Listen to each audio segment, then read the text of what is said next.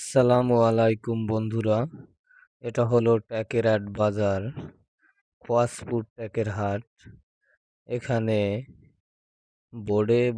বোর্ডে করে ডিম আনে। সেই ডিম মাদারীপুর, শরীয়তপুর সব জায়গায় সাপ্লাই করে। তাই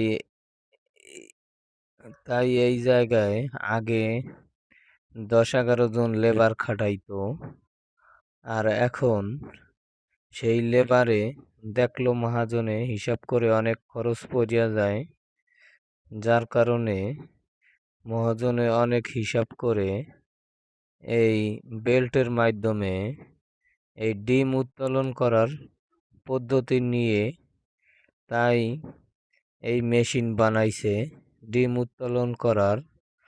আগে যেই জায়গায় 10-11 জন লোকে 6-7 ঘন্টা সময় লাগতো, আর এখন এই বেল্টের মাধ্যমে সেই ডিম উত্তোলন করতে সময় লাগতেছে মাত্র 2.5 থেকে 3 ঘন্টা।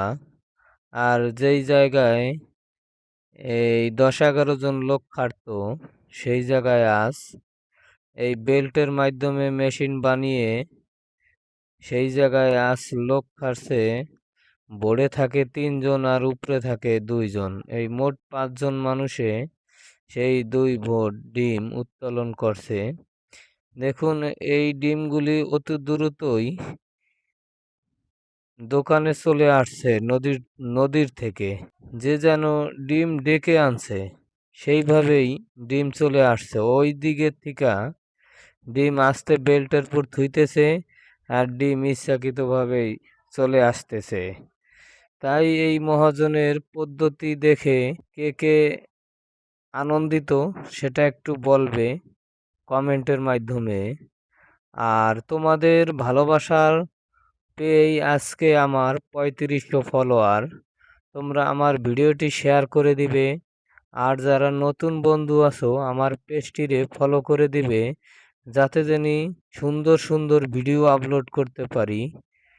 শেয়ার করলে সবার আগে সবার কাছে ভিডিওটা পৌঁছে যাইবে।